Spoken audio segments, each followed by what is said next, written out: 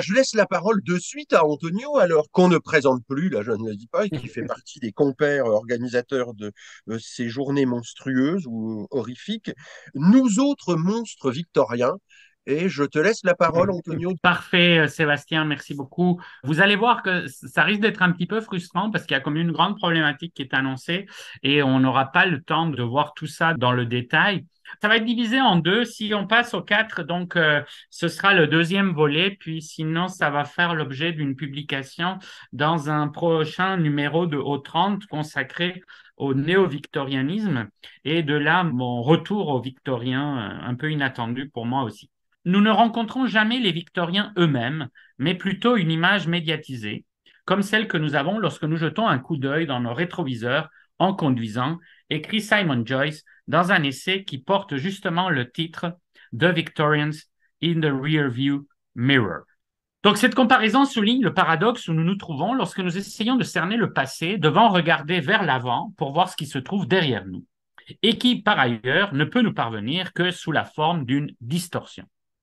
Dans le cas de l'ère victorienne, dont nous nous sentons à la fois encore proches, selon la célèbre formule de Michel Foucault dans le premier volume de son Histoire de la sexualité, intitulé justement Nous autres victoriens, ce chapitre, et c'est ce qui m'a donné le titre moi-même, et donc à la fois encore proche et terriblement éloigné. Le victorianisme ayant été décrié dès la mort de la reine Victoria, nous avons plus d'un siècle d'anti-victorianisme plus ou moins prononcé derrière nous. Et donc, dans le cas de l'ère victorienne, ce paradoxe du passé présent semble s'accentuer. Depuis le tournant du millénaire, il est beaucoup question d'un boom néo-victorien. Que l'on utilise les définitions les plus larges ou les plus étroites du genre, les textes néo-victoriens sont partout, à l'intérieur et à l'extérieur de l'université, et très certainement dans la culture littéraire et populaire transatlantique et postcoloniale, écrit Margaret Stetz dans son article Neo-Victorian Studies. La vision qui traverse toutes ces fictions néo-victoriennes, qu'elle penche du côté de la métafiction postmoderne ou du simple divertissement pseudo-historique, est singulièrement sombre, s'alignant sur ce que Kailin a baptisé dans le livre que vous avez dans la slide, la vision Dr. Jekyll et Mr. Hyde de l'âge victorien. Celle-ci soutient et perpétue la perception selon laquelle les victoriens et victoriennes auraient été, je cite, des monstres de perversité qui vivaient des vies publiques de conformité statique, mais qui sortaient du placard chaque nuit pour perpétuer les abus les plus horribles. Fin de citation. Les grands vecteurs de cette monstrification vont être justement le gothique et, solidement lié à celui-ci, le sensationnalisme du crime et de la sexualité, trois pôles que la figure duel de Stevenson condense. La référence à son récit canonique de 1886 est en elle-même symptomatique. Ce dernier est passé d'être lu comme une fable sur le dualisme, la dégénérescence ou l'atavisme archaïque pour s'ériger en véritable mythe culturel de toute son époque. C'est même à travers lui que l'on est tenté de relire tous les autres monstres dits victoriens. De la créature du docteur Frankenstein à Dracula, on aurait toujours affaire à une sorte de doppelganger tératologique, prémonition et emblème d'un autre grand mythe culturel de la fin de siècle, l'inconscient freudien. La lecture freudienne était déjà devenue un cliché lorsque Irving Sapoznik écrivait justement, symbolisant bien des choses pour ses contemporains, Jekyll and Hyde ont dépassé l'histoire de Stevenson à l'époque de la réponse automatique freudienne. Il écrivait ça en 1971. Il citait par ailleurs une correspondance intéressante avec le psychologue F.W. Myers, que les Freudiens connaissent, qui souhaitait que le caractère sexuel des crimes de Hyde soit davantage explicité pour s'aligner avec la nosographie médicale. En essayant de transformer l'histoire en une étude de cas sur le transfert psychique, il piétine sa signification morale plus large, écrivait Sapoznik.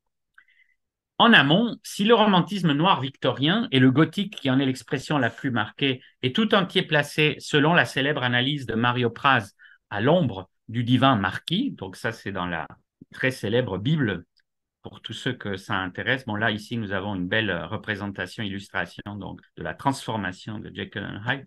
La Bible de Mario Praz, The Romantic Agony, ou en français, La chair, la mort et le diable. Donc, selon la célèbre analyse de Mario Praz, tout ce romantisme noir du 19e siècle serait à l'ombre du divin marquis. C'est le titre d'un de ces chapitres, justement. La dialectique entre le déni et la logique pulsionnelle sadienne serait au cœur même de toutes ces productions. C'est un peu la thèse de Praz, que c'est un siècle qui à la fois dénie Sade, qui va rester interdit pendant tout le 19e siècle dans la littérature clandestine, enfin la plupart de son œuvre, et qui en même temps s'en abreuve d'une manière ou d'une autre. C'est ce qu'il a démontré donc abondamment pour le 19e siècle. Jekyll et Hyde, que Praz ne cite d'ailleurs qu'au détour d'une réflexion sur The Picture of Dorian Gray, qui s'en inspire, serait alors le parfait parachèvement de cette structure. En une parfaite circularité, c'est cela même qui en ferait un parfait symbole de son temps. L'on passe alors de l'ombre tutélaire et infâme de Sade à celle canonique et monstrifiée de Hyde. L'histoire de l'épouvante, écrit quant à lui Stapleton dans Horror Literature, l'histoire de l'épouvante de 1825 à 1886 est en grande partie le récit d'une introversion croissante. Les spectres gémissants et les monstres difformes du gothique sont progressivement déplacés à l'intérieur de la psyché. Ils s'y cachent comme des prisonniers mal gardés, comme le monstrueux Mr. Hyde dans la personnalité du noble et respectable Dr. Jekyll, dans l'une des œuvres les plus célèbres de l'époque. Lorsque les fantômes et les monstres conservent leur existence indépendante, leur lien avec les personnes qu'ils hantent devient progressivement plus intime, tendant vers une sexualité dissimulée. Et il cite évidemment les vampiresses de Le Fanu dans Carmilla et Dracula, mais aussi des histoires de plus en plus érotisées de fantômes chez Vernon Lee, les histoires très érotisées des hypnotiseurs, qui étaient aussi une des grandes figures monstrueuses victoriennes. Perdant son orientation générique originale et passant d'une tradition à, je cite, une sensibilité révélatrice d'une mentalité du XIXe siècle, le gothique en est justement venu à symboliser le victorianisme et inversement. L'ère victorienne elle-même est, pour le grand public, une ère gothique, souligne Kaelin. Wolfraith affirme ainsi que pour les victoriens, le gothique était littéralement partout. Tout ce noir, tout ce jet et ce brouillard tourbillonnant, ces phénomènes et d'autres, comme la statuaire que l'on trouve dans les cimetières victoriens tels que Highgate, sont perçus comme des fragments et des manifestations de la hantise d'une sensibilité gothicisée.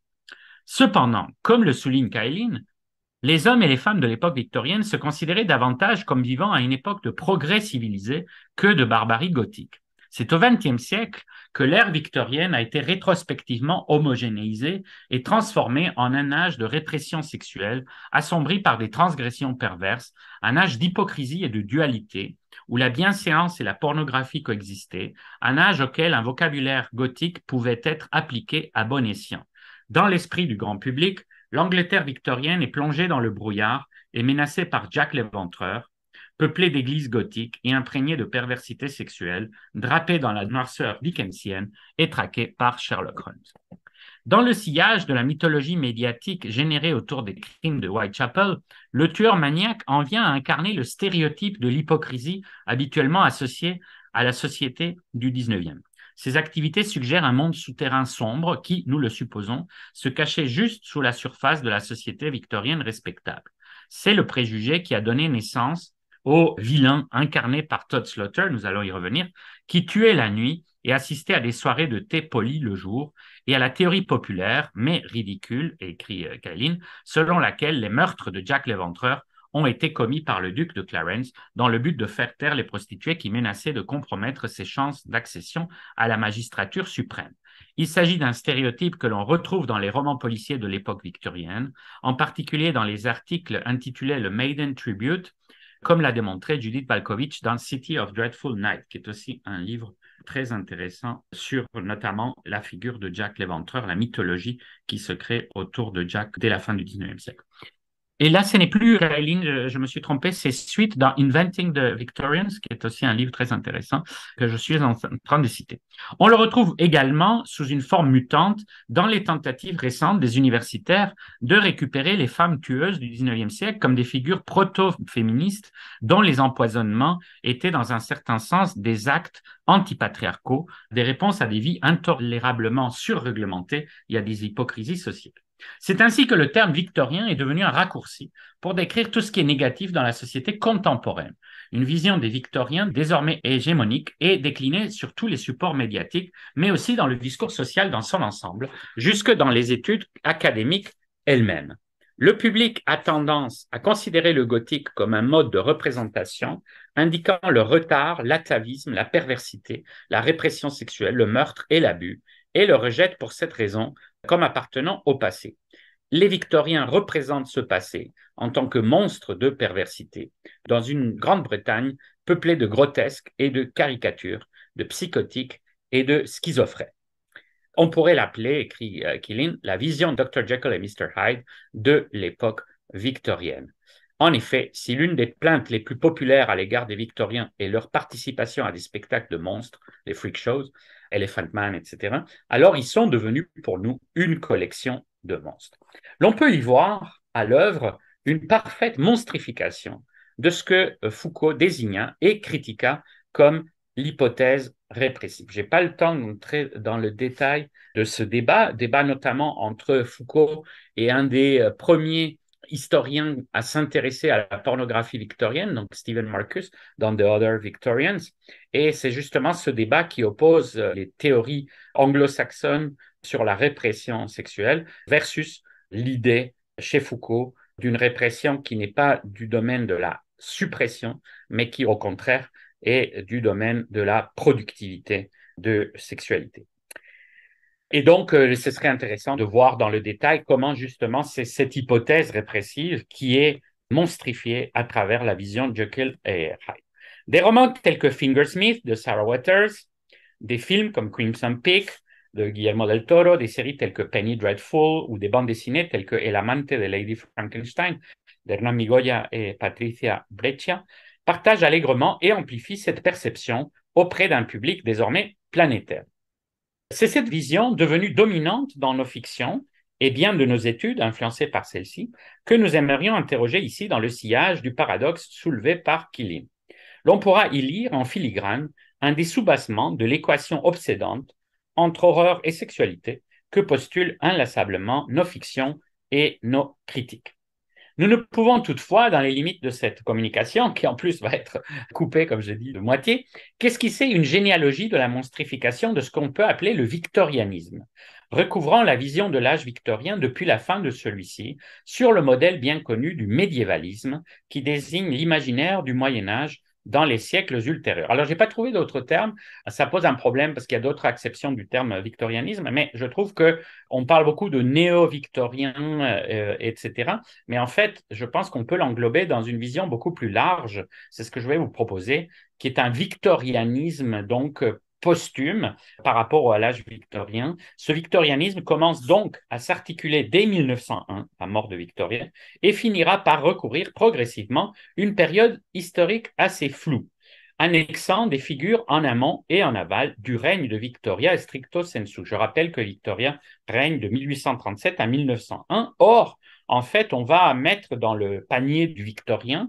l'imaginaire qu'on se fait, des figures aussi disparates et cruciales que Frankenstein de 1818, donc avant Victoria, Maria Marten, assassinée en 1827, avant aussi, ou Burke et Hare, donc les body snatchers opérant en 1828. On imagine toujours Sherlock Holmes donc, comme quelque chose d'appartenant à l'âge victorien, ce qui est complètement faux dans l'histoire du personnage.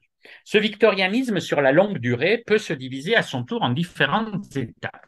La première, que nous nommerons post-victorienne, et c'est la seule qu'on va pouvoir voir aujourd'hui, est marquée à la fois par une réaction anti-victorienne, notamment chez les tenants du modernisme littéraire et artistique, et par le prolongement dans la culture populaire des principaux éléments du gothique et du sensationnalisme victorien. Après une période de transition, l'on verra émerger, ce sera le cas d'une autre présentation, à la fin des années 50, une deuxième phase que l'on peut dire rétro-victorienne, notamment avec le triomphe international des productions de la Hammer. Cette phase est traversée par différents courants allant du camp le plus assumé dans des séries télé comme Adamant Leaves ou dans des BD érotiques comme Blanche Épiphanie, au révisionnisme historiographique. Justement, je citais tantôt Stephen Marcus, mais il y aurait aussi d'autres éminents victorianistes de ces années-là comme Richard Altick, Kellogg Chesney, etc. Et c'est ces historiens-là qui ont aussi donné une vision beaucoup plus sombre et noire de toute cette période. C'est ainsi qu'émerge en son sein un premier néo-victorianisme métatextuel, celui salué par les universitaires chez Rees ou Fowles, The French Lieutenant Woman, The Sargassy, etc., et qui se prolongera jusqu'à Angela Carter ou From Hell d'Alan Moore. L'on peut alors dire que la quatrième phase où nous sommes, communément nommée néo-victorienne, opère une synthèse et hybridation, mais aussi un éclatement des phases antérieures. Nous allons nous concentrer donc dans les limites de cette présentation sur l'évolution de la monstruosité victorienne dans les premières phases dont hérite notre âge néo-victorien. Notre généalogie ne saura être que synthétique, mais on espère qu'elle pourra éclairer des pans restés souvent ignorés dans la perspective des études néo-victoriennes qui ont jusqu'ici privilégié une sorte de confrontation entre les œuvres plus contemporaines et l'âge victorien, sans interroger la longue période qui mène de l'un à l'autre ou de l'une aux autres. Symptomatiquement, elles se sont aussi surtout centrées sur des romans issus de la haute culture, négligeant en grande partie l'apport essentiel de la culture populaire, de Todd Slaughter au film de la Hammer et ses multiples rivales, mais aussi, à l'autre bout du champ culturel, l'influence de la recherche historiographique. C'est l'interaction entre ces différentes visions qui va nous intéresser, brossant une histoire en grande partie ignorée. Dès la mort de la reine Victoria, les principaux vecteurs de l'assombrissement victorianiste vont être, comme on l'a annoncé, le gothique et le sensationnalisme du crime et de la sexualité, notamment en ce qui concerne celle des femmes déchues. Radicalisant leur version victorienne, et tout spécialement fin de siècle, et ça c'est important aussi parce que dans la vision qu'on se fait victorianiste de l'âge victorien, on pense surtout à la fin de siècle. Et en fait, à peu près tous les monstres qui sont invoqués sont les monstres de la fin de siècle victorienne, qui est déjà une période très particulière à l'intérieur de l'âge victorien. Et au fond, c'est beaucoup une transition de la monstruosité fin de siècle décadente vers la monstruosité moderne. Donc, radicalisant leur version victorienne, ces vecteurs trouvent un appui inédit dans les nouveaux médias qui émergent dès la fin du règne de Victoria, notamment le cinéma. Aboutissement et dépassement ultime du théâtre à sensation victorien, celui-ci va justement puiser dès sa naissance dans le répertoire de ce dernier pour se constituer et s'approprier le public populaire friand de ces spectacles. Et là, il y aurait vraiment une thèse très intéressante à faire entre le théâtre spectaculaire, souvent horrifique, populaire de l'époque victorienne, vers le cinéma des premiers temps. C'est ainsi que dès 1902, le médium naissant s'empare d'un des faits divers qui avait marqué durablement l'imaginaire victorien, l'assassinat de Maria Marten dans le mythique Red Barn, la Grange Rouge, en 1827. Transposé en mélodrame criminel anonyme dès l'exécution du meurtrier William Corder, le meurtre avait nourri une abondante littérature populaire pendant tout le siècle victorien, des ballades et broadsides aux penny gaffs, salles de spectacle sordides pour les plus démunis. La pièce Maria Marten or The Murder in the Red Barn, jouée dans quantité de versions anonymes et divergentes, pourrait bien être la plus jouée de toute l'époque victorienne, et c'est ainsi que Dickie Winslow comprima en 5 minutes une de ses représentations, en ce qui constitue probablement le premier film d'horreur britannique, selon Andy Booth, inaugurant par ailleurs la tradition d'adaptation littéraire qui allait caractériser l'horreur anglo-américaine au fil des ans. Et là, je vais vous montrer l'affiche de ce très vieux court-métrage d'horreur victorienne. Et vous avez à côté un des nombreux livres qui retracent l'histoire de cette mythologie, bien mis en évidence dans le livre magnifique de Judith Flanders, The Invention of Murder, sur la culture du crime victorienne et à quel point l'affaire Maria Marten a eu à voir avec ça. Dès l'origine, donc, le cinéma va être doublement hanté par le legs victorien, autant du point de vue du dispositif des attractions, selon le célèbre terme de Tom Gunning, héritière des différentes fantasmagories, lanternes magiques et autres prestidigitations, que du fond spectral du gothique, tel que révisité par les écrivains et metteurs en scène victoriens. Celui-ci s'accorde parfaitement avec les possibilités nouvelles offertes par le rejeton tardif de la fantasmagorie de Richardson, qui avait tant marqué les premiers gothiques au tournant du XVIIIe siècle.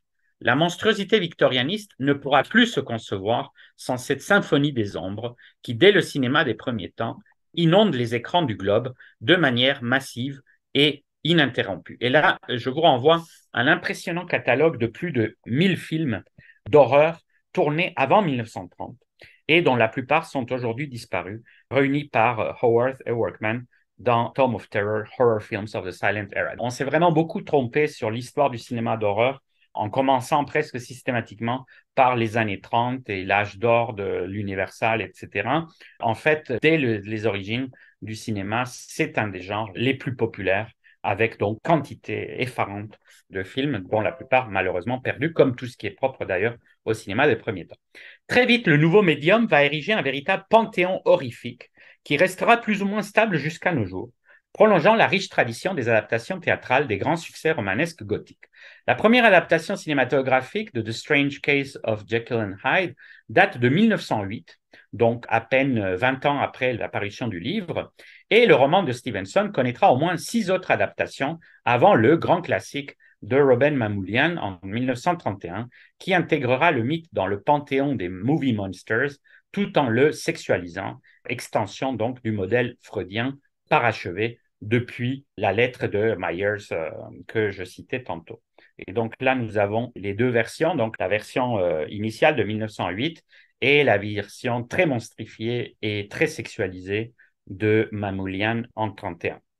Frankenstein fait sa première apparition dès 1910 pour les Edison Studios, inaugurant une carrière cinématographique qui compte à ce jour plus de 80 adaptations. Et là, vous avez le tout premier donc monstre. Je ne sais pas s'il visqueux, Sébastien, mais en tout cas un monstre un peu pitoyable, mais qui a dû impressionner donc en 1910. Et puis le hyper célèbre maquillage donc pour le Frankenstein de James Whale, qui parachève vraiment le mythe et le transforme. Dorian Gray, quant à lui, variation sur le modèle stevensonien, paraît lui aussi la même année 1910 et il sera suivi de 6 autres adaptations avant le film éponyme d'Albert Lewin de 1945 qui va s'ériger aussi en classique tardif du premier cycle gothique hollywoodien. Et là, vous avez la représentation du célèbre tableau dans le super film de Lewin. Le Chien des Baskerville est adapté en 1914 en un serial qui inaugure une longue tradition d'adaptation du plus gothique des récits du canon sherlockien. Et là, vous avez donc un photogramme de cette toute première adaptation qui est aussi une des premières de Sherlock Holmes. Et ça va rester d'ailleurs dans le canon sherlockien, ça va rester une des œuvres les plus fréquemment adaptées. 2 ans plus tard, toujours en Allemagne, c'est au tour du fantôme de l'opéra, mythe annexé au victorianisme gothique, malgré sa date tardive, donc le roman de Leroux est de 1910, et son inscription dans le Paris de la Troisième République, donc pas du tout l'Angleterre victorienne. Dracula devra attendre quant à lui à 1923, dans le Dracula hongrois, un an après le Nosferatu de Murnau, qui en est une transformation forcée par une querelle sur les droits d'auteur avec donc les héritiers de Bram Stoker. Vous avez ici donc la célèbre affiche, célèbre maintenant sur Internet parce qu'elle était vraiment très peu connue avant sa redécouverte tardive. On est en train de redécouvrir beaucoup de ces films-là et d'ailleurs à ce titre, je signale que il y a déjà une figure draculienne encore antérieure, ce serait le comte Merlin dans le Magic d'Alexander Korda de 1917, ainsi qu'une riche tradition internationale de vampiresses, littérales, non pas seulement les vamps, donc les célèbres vamps du cinéma des premiers temps, mais des vraies vampiresses qui, comme dans la littérature avec Marc Carmilien, ont abondamment accompagné leur contrepartie masculine. L'on constate ainsi que ces mythes gothiques opèrent non seulement une transformation transmédiatique, mais aussi transculturelle, parce que c'est des films, tous les films que j'ai cités, il y a des films allemands, il y a des films danois, il y a des films anglais, français, etc. L'on constate donc que ce qui sera le signe de leur triomphe international, puis globalisé jusqu'à nos jours, cristallisant ainsi urbi et torbi l'imaginaire du victorianisme gothique. Signe de cette transculturation générale, la constellation poesque, qui était déjà à sa manière transculturelle, puisqu'elle transposait l'imaginaire gothique britannique dans le champ littéraire états-unien naissant, sera elle aussi assimilée au victorianisme gothique dans différentes cinématographiques. On compte non moins de 10 adaptations réparties entre États-Unis, France et Italie, avant le célèbre Murders in the Rue Morgue de Robert Florey, donc encore un grand classique du cinéma d'horreur des années 30.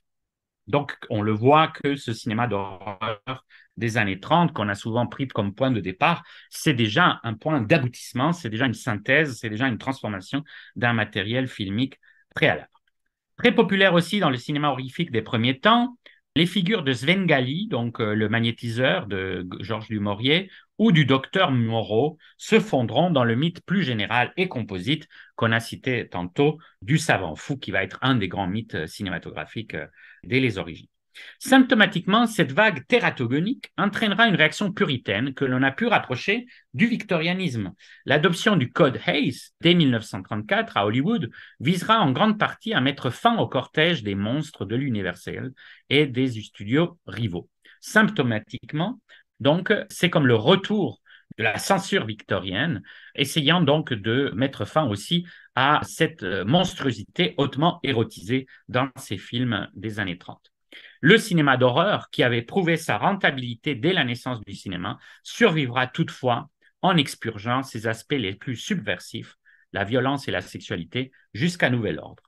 Alors ces films, et ça c'est important aussi à le signaler, ils sont tiraillés entre d'un côté la distanciation historique.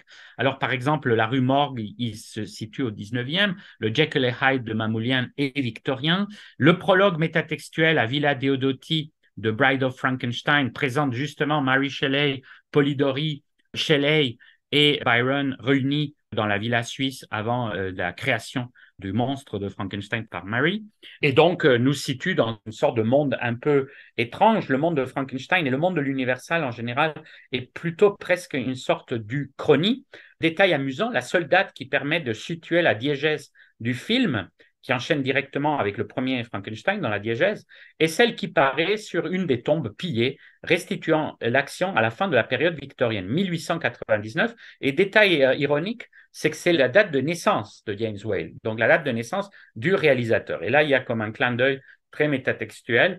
Par ailleurs, les films établissent une sorte de temporalité floue où le laboratoire high-tech du docteur, homologue de ses confrères Mad Doctors plus contemporains, contraste avec le château résolument gothique, inspiré sans doute de l'historique château Frankenstein, qui existe bien et bien, et aussi le côté totalement archaïque des paysans du village. Ce sera le cas souvent dans cette vague d'horreur. Donc, d'un côté, on a de la distanciation historique, mais aussi on va y avoir beaucoup de modernisation dans ces films-là. Les monstres de l'Universal et les studios qui les émulent s'éloignent souvent délibérément de leurs origines victoriennes, doublement étrangères pour le public nord-américain de la Grande Dépression, proposant plutôt un chronotope souvent indéterminé où la modernité états-unienne se voit assaillie par des atavismes barbares, qu'ils soient européens ou coloniaux. C'est dire s'ils sont encore perçus paradoxalement comme des menaces contemporaines. Ce sera là un des vecteurs de leur défamiliarisation lorsque la Hammer les restituera dans leur contexte victorien original. Et c'est là où je parlerai, mais pas aujourd'hui, de rétro-victorianisme parce que la Hammer, un des grands chocs esthétiques, évidemment il y a la couleur, mais un des grands chocs esthétiques, c'est justement un victorianisme totalement assumé et fantasmatique aussi. En fait, ce prolongement post-victorien de l'imaginaire gothique victorien dans la nouvelle industrie culturelle du cinéma opère une série de stratégies complexes de recyclage culturel qui vont être déterminantes pour la perception ultérieure de l'ère victorienne.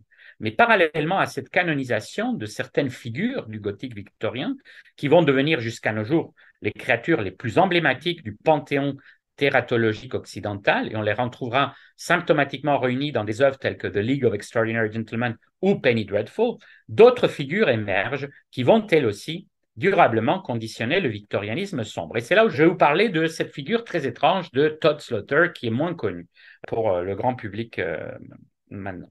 Le prolongement le plus direct de l'univers du sensationnalisme gothique victorien fut l'œuvre d'un singulier entertainer affublé du surnom évocateur de Mr. Murder. Todd Slaughter, d'ailleurs son nom, Todd Massacre, qui opéra un véritable revival de l'âge d'or du mélodrame, dit de sang et de tonnerre, Blood and Thunder, d'abord au théâtre, sur les planches du Elephant and Castle Theatre. Il installe sa compagnie dès 1922 et il ressuscite le répertoire du mélodrame victorien le plus sanguinolent, au même moment où en France, c'est le Grand Guignol, etc., etc. Puis, une décennie plus tard, sur les grands écrans. Alors, spécialisé dans les rôles de vilains maniaques, celui qui se vantait de commettre 15 meurtres par jour sur scène s'initie au cinéma, incarnant justement l'un des premiers prototypes du genre qu'on a déjà évoqué, le machiavélique, lubrique et homicide William Corder dans Maria Marten or Murder in the Red Barn. Slaughter fait un remake du film en 1935. L'ouverture du film opère explicitement le relais entre les médias, présentant la compagnie sur une scène de théâtre avec leurs rôles archétypaux déjà connus du public implicite, Squire Corder, Lord of the Manor, and a villain, whose blood may be blue, but whose heart is black as night. Donc, vous pouvez le voir sur YouTube. Alors, ça change tout le temps, mais c'est des films un peu libres de droit, certains d'entre eux. Mais c'est surtout son deuxième film, produit et réalisé par George King, qui va durablement marquer le victorianisme gothique en adaptant l'un des mythes les plus populaires du gothique victorien, le barbier meurtrier Sweeney Todd. Sweeney Todd, The Demon Barber of Fleet Street de 1936, est en fait déjà la troisième adaptation filmique du célèbre Penny Dreadful, The String of Pearls or The Fiend of Fleet Street. Et en fait, le Penny Dreadful avait déjà été adapté au théâtre dès 1847. Donc là, on a vraiment la transformation transmédiatique d'une légende urbaine en une narration, ensuite en pièce de théâtre et ensuite en film. Slaughter, qui avait déjà joué plus de 2000 fois le rôle sur les planches, donc c'était vraiment un de ses rôles fétiches, incarne la vision définitive du dangereux maniaque et il réitère sa fascination pour les coups à trancher, donc le barbier, en jouant sur l'expression polish them off, parfaitement hypocrite, cupide et libidineux par ailleurs.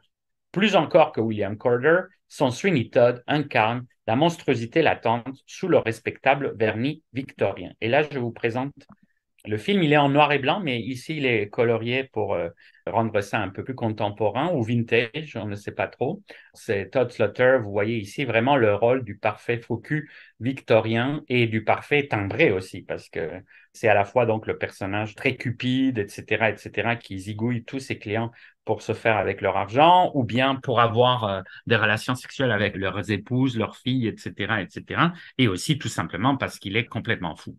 Ça, c'est Todd dans son splendeur, dès le Maria Marden, et Demon Barber, donc, c'est ici, on le voit avec donc cette figure plus inquiétante de tueur en série avant Jack l'Éventreur.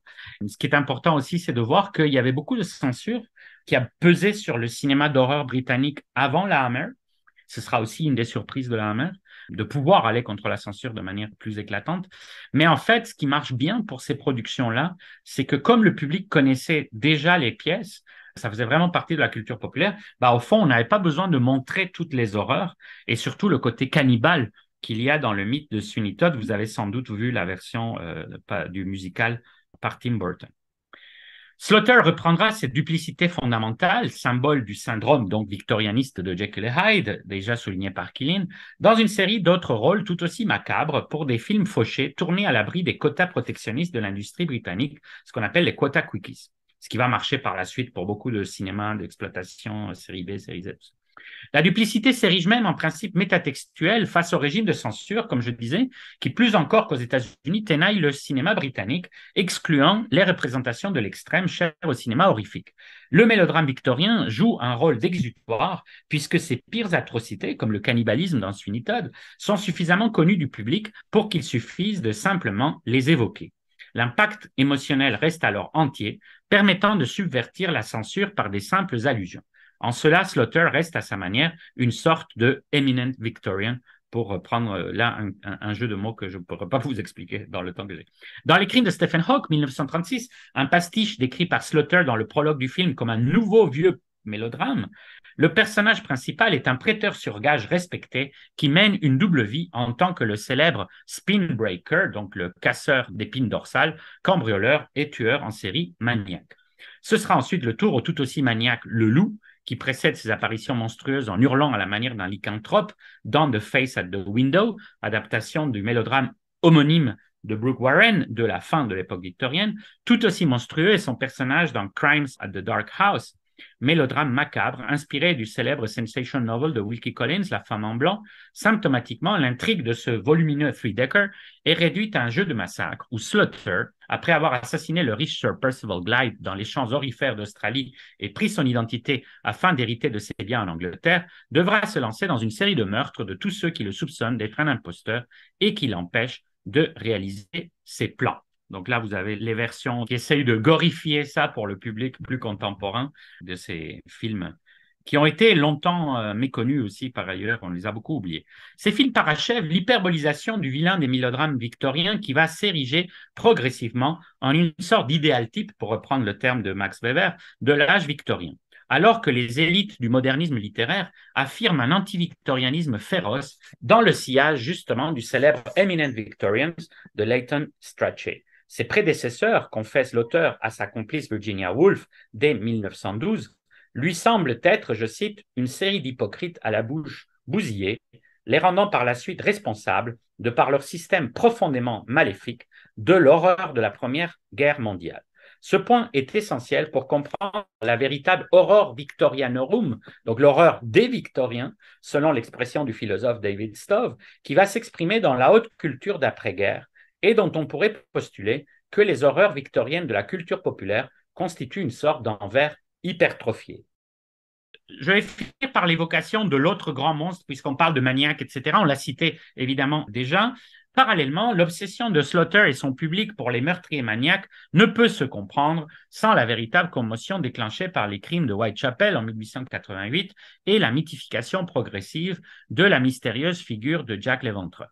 Celle-ci occupe à elle seule toute une place de choix dans l'évolution du victorianisme gothique, dont elle constitue peut-être le condensé ultime. Et là, il y a un lien aussi très intéressant entre Jekyll et Hyde et Jack l'Éventreur.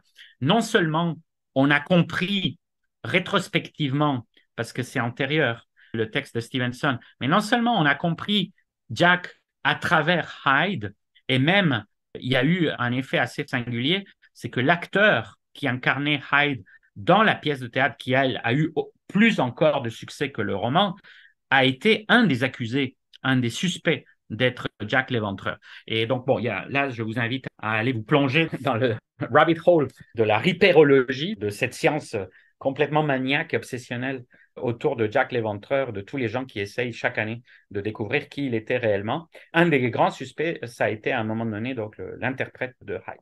Donc bon, on voit bien la connexion, la constellation qui se crée autour de ça. Fusionnant l'imaginaire du monstre avec l'univers sensationnaliste du crime et de la prostitution, Jack deviendra, autant que les créatures fictionnelles dont il est une sorte de prolongement historique, un des vecteurs les plus durables de la vision sombre et quasi-apocalyptique du Londres victorien auquel il est indissolublement lié. Alors, il faut savoir que les meurtres atroces avaient alimenté de suite une littérature populaire qui accompagnait leur médiatisation spectaculaire. Je cite par exemple The Curse Upon Meat Square de Francis Brewer, qui est publié dès octobre 1888, suivi un an plus tard par In Darkest London de Margaret Harkness. On sait qu'il va par la suite beaucoup croiser Sherlock Holmes dans l'imaginaire.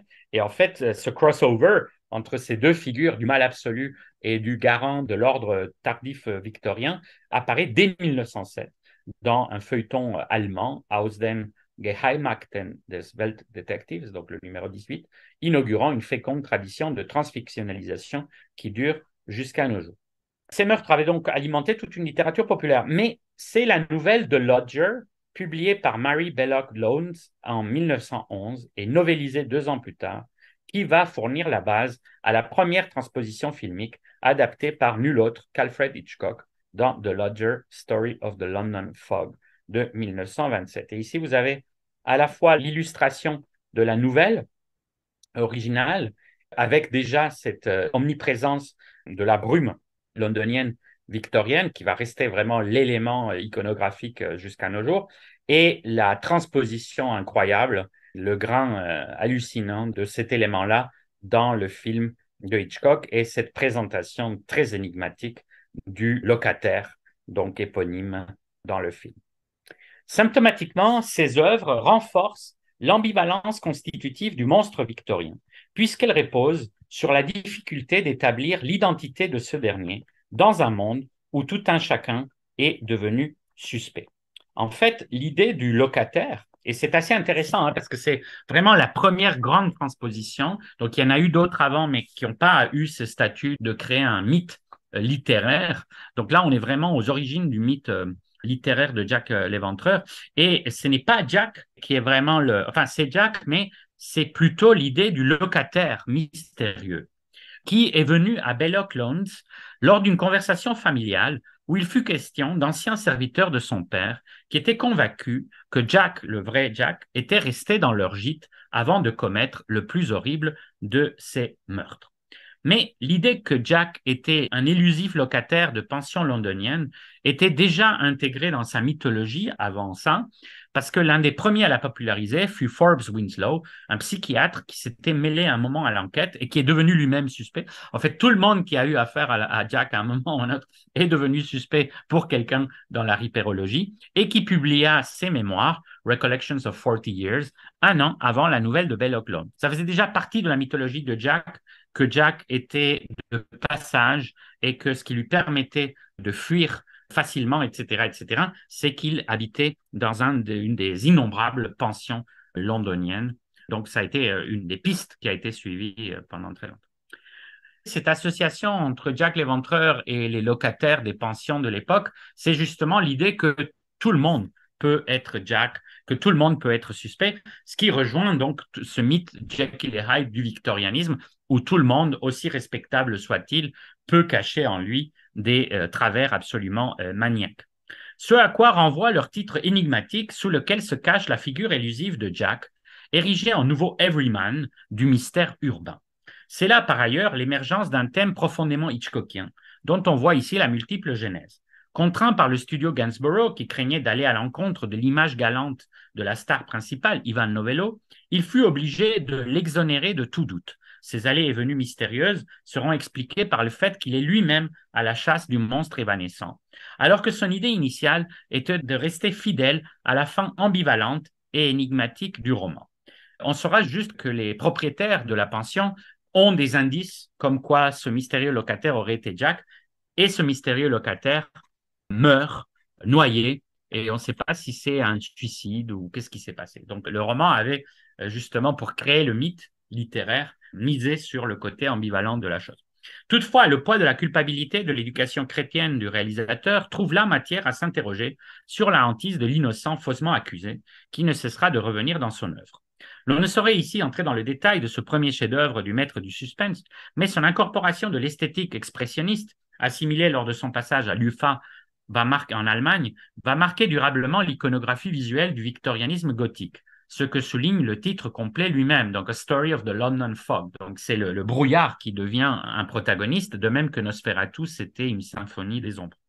Bien que le film se situe plutôt, comme le roman, à l'époque édouardienne. Et ça aussi, c'est important, c'est que finalement, ça a été complètement annexé par le victorianisme, alors que autant le roman, qui ne se présente pas comme une vraie histoire de Jack, mais qui se présente comme une sorte de Jack fictionnalisé, c'est Édouard. Cette connexion expressionniste se prolonge dans deux films allemands qui intègrent et prolongent la mythologie ripérologique, donc Le cabinet des figures de cire de Paul Leni, Das Waschfigurenkabinett de 1924, et le grand chef-d'œuvre de Wilhelm Past, Die Bücher der Pandora, donc La boîte de Pandore. Tous deux contribuent ainsi à l'inquiétante obsession de la République de Weimar pour la figure du Lustmörder, ou tueur sexuel en série, abondamment étudié par la critique, qui y voit une préfiguration de l'instinct de mort qui finira par engloutir Weimar. Ivan Novello reprendra quant à lui son rôle d'innocent accusé à tort dans le remake de 1932 de The Lodger. Cette fois, il finira par étrangler lui-même le tueur, qui n'est autre que son frère dément. Le fait qu'il jouait aussi le rôle de ce dernier, l'élusif Bosnian Murderer, constitue une étrange extension du syndrome de Jekyll et Hyde. Et rappelons, comme je disais tantôt, que l'adaptation théâtrale de Russell Sullivan avait été directement reliée au meurtre de Jack, de par les similitudes entre le personnage de Hyde, joué de manière étrangement convaincante par Richard Mansfield, avec la figure du maniaque, magnifiée par la presse à sensation. Et ici, vous avez l'affiche de la version du remake de Lodger, de Phantom Fiend, donc monstrification hyperbolique avec le terme de Fiend et le terme de Phantom, et encore une fois, l'omniprésence du brouillard où se mimétise le tueur, qui devient clairement un monstre, littéralement. Il est toujours un peu liminaire parce qu'il est toujours un peu entre le récit d'horreur gothique et le récit criminel. Et c'est le cas d'ailleurs dans The Lodger, qui est plutôt du côté du mystère, du mystery tale, que du côté de l'histoire horrifique. Mais on voit bien que il finit par incarner, de par sa monstruosité, une figure qui n'est plus seulement criminelle, mais qui est super criminelle et qui est littéralement donc monstrueuse. Il faudrait aussi évoquer autour de Jack toute la cohorte de faits divers victoriens qui articulèrent ce que Judith Flanders appelle The Invention of Murder dans son passionnant essai du même titre et qui continuèrent à alimenter la période post-victorienne sous la double forme de fictionnalisation et de comptes rendus détaillés à la lisière entre la criminologie et l'historiographie. Il serait intéressant de retracer la carrière d'une figure telle que William Rockhead, pionnier extrêmement prolifique de ce qu'on appellera plus tard le true crime, et The Best Showman Who Ever Stood Before the Door of the Chamber of Horrors, donc le meilleur showman à s'être tenu devant la porte de la Chambre des Horreurs, selon l'expression de la romancière policière Dorothy Sayers. Commençant par une récréation minutieuse des plus célèbres body snatchers du 19e, Burton Hare, en 1921, il enchaînera plus d'une dizaine d'ouvrages retraçant les affaires les plus monstrueuses du passé victorien et contribuant lui aussi à la vision monstrifiée de celui-ci. Donc, je m'arrête là. Il y a un deuxième volet qui se reviendra peut-être pour le monstre 4. Merci Antonio, merci à toi pour cette communication comme tu l'es toujours, érudit et plein de clins d'œil à des périodes passées, mais qui sont très présentes dans notre hypermodernité. D'ailleurs, Marie a commencé à poser une question qui était drôlement intéressante, mais je ne sais pas si elle peut prendre la parole ou simplement si on peut lire simplement ce qu'elle a mis dans le chat. Hein. L'époque victorienne est toujours aussi populaire et elle s'interroge, Marie, sur le rôle de la BBC dans le maintien de l'attrait pour cette époque, notamment via leur période drama, pas forcément monstrueux, mais qui du coup prolonge l'attrait. Le public cible de ces productions est le même que celui qui lit les classiques victoriens, par exemple. J'ai répondu que ça me paraissait tout à fait vrai et qu'en plus, cet imaginaire perdure aussi, cet imaginaire victorien ou néo-victorien, ou bon, comme on voudra, dans des productions qui sont encore plus grand public. Pense à la manière dont La Chute de la Maison Hucher est plus une adaptation par Netflix, là très récemment, de l'imaginaire victorien que de l'imaginaire issu de Poe, même si on reconnaît hein, les grandes obsessions de Poe, la maison, le corbeau, la présence de la mort masquée, etc.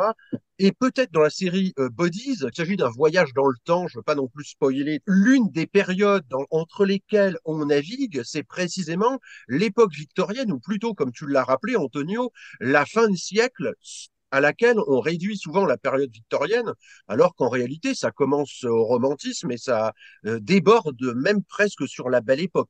Donc, j'ai l'impression qu'effectivement, comme le suggère Marie, c'est une période qui est très, très importante et qu'effectivement, comme la ligne éditoriale de Netflix, c'est une forme de nostalgie à la fois pour les périodes passées, mais aussi pour les grandes, non, mais pour aussi pour les grandes fictions qui structurent notre imaginaire. Je pense qu'effectivement, la période victorienne joue là un rôle central. La réinterprétation du gothique dont tu as parlé, évidemment l'importance de la répressivité des instincts et tout ce qu'on peut trouver attaché à Jekyll et à Hyde, la manière dont les films de la Hammer sont en fait une sorte de décalage temporel et de reprise aussi, alors qu'ils nous paraissent une origine pour nous, alors qu'en fait pas du tout, ils sont déjà un aboutissement synthétique d'éléments dont tu as parlé. Il y a beaucoup de sujets qui apparaissent là, mais quelque chose qui étudierait les liens entre le monstre et le fait divers. Parce qu'à bien des égards, la figure du monstre, elle peut naître aussi de faits divers qui paraissent particulièrement horrifiques et qu'on n'arrive pas à prêter à un être humain. C'est-à-dire que comme on n'arrive pas à les prêter à un être humain, on invente un monstre pour les prendre en charge en quelque sorte, ou alors on surnaturalise le criminel humain pour en faire une sorte de sorcier ou d'être possédé ou démoniaque, etc. Merci d'avoir reparlé de l'île du docteur Moreau, parce que je pense que c'est une fiction majeure, cette histoire d'île du docteur Moreau. Et puis aussi tout ce qui tourne autour de la transfictionnalisation et de Jack l'Éventreur, etc. Mais je m'arrête là et je laisse d'abord la parole à l'assistance